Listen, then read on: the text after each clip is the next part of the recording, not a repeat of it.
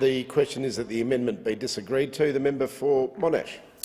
Thank you, Deputy Speaker. I'm not sure the claims from the member for Kingsford Smith can be realised, but having regard to the budget that has just been released to the Australian people, says that real wages for the next 3 years will diminish because of the inflation rate across this nation.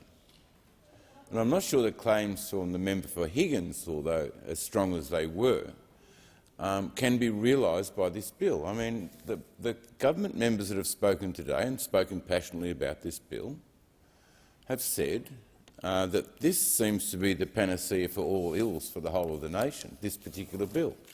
Well, it's not. It's not. Order. It's not. Some of us have been around long enough to see these changes to legislation to come through. The member will be heard in silence. Oh, I'm happy to have them interact with me. It's actually a great pleasure. I haven't said anything for a long time that caused anybody in distress, so if I'm doing it now, we're getting somewhere, Deputy Speaker. So the more important part of this is that I don't like to go to the Australian people and say this bill is going to fix every problem in our workplace, because they never do. You know, if you think you're going to fix the wage disparity by just this one bill and be all fixed tomorrow, as the member for Kingsford Smith said, in time we will address this, some of the in time. Not tomorrow, not next week, but in time. Now, if this bill does go towards wage parity between men and women and does make a difference, well, it'll have my wholehearted support. And I'm speaking to those people now who are listening to this debate and getting a view that this, as I said, is the panacea for all ills in every industrial relations area, every business, and it's not.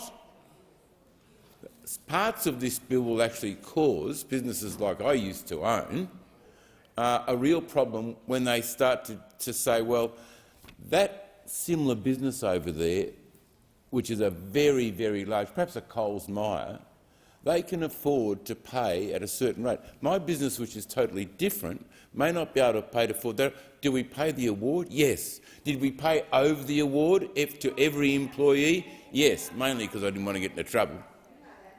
But we paid over the award, always paid over the award. And were we flexible? Well, most of my staff were female and they had children, and we had to be flexible. Otherwise they wouldn't work with me. Some had to come after they dropped their kids off at school. Some had to leave before they went to school. Some chose to work at night so their partner was home and were able to. Of course we were flexible because we wanted the staff. The most valuable thing for any small business in this country is their staff.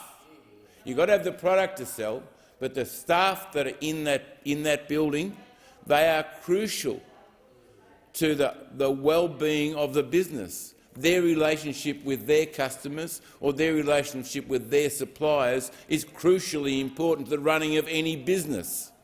And that's why, when you get legislation like this, it's been criticised quite strongly, Deputy Speaker, by a number of people in the business community, say, well, you'd expect them to do that.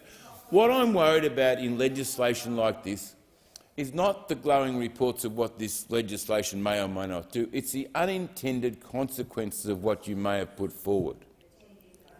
You heard the member for Kingsford Smith say that all we have done today is attack unions. I asked the member for Kingsford Smith, go back over the Hansard, try and find somewhere where I've attacked a union. Try and find one place where I've attacked a union.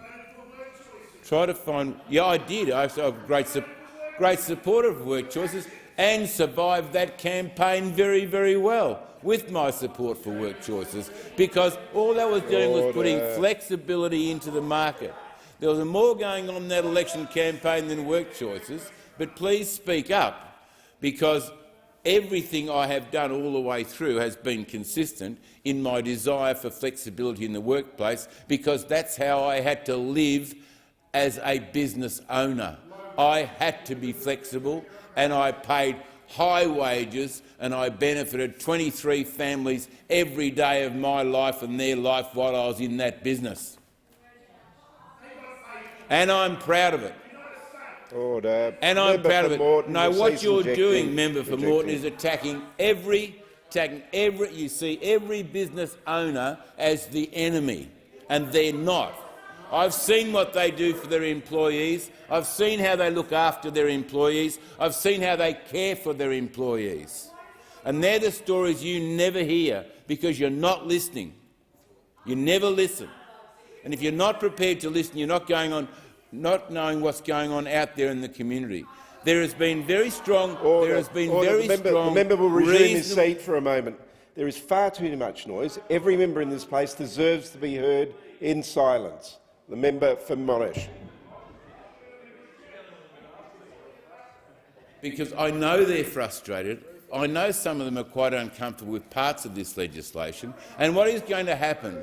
Well, when it leaves this place, it's actually going to be split. And the good bits of this legislation will go through, and the controversial bits will be held over till next year when they can do some further consideration. It does need closer scrutiny.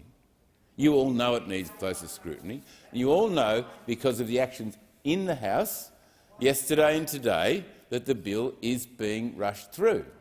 In fact, members are not being allowed to take their full time to speak on the bill. And you could say, well, hang on, you were part of a government that crunched a whole lot of bills very quickly, and I'll admit to that. I'll say, but I won't take what the member for Kingsford Smith said, that I should be ashamed. I'm not ashamed to put forward another point of view. Isn't that the role of this democracy in this House? Isn't it the opportunity for people to stand up and speak their piece and have a say on the legislation? And in fact, that's what you are withdrawing from the opposition, to put forward reasonable processes,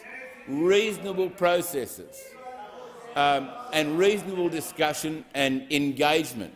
And, Deputy Speaker, I'm enjoying the engagement of the parliament today, and I'd love to hear any of you put forward a proposition where you actually said— and I will ask people to leave the chamber if it continues. No. The member for Moreton's a friend of mine. I'd hate to ever left the chamber on my behalf. I couldn't talk to his family for months.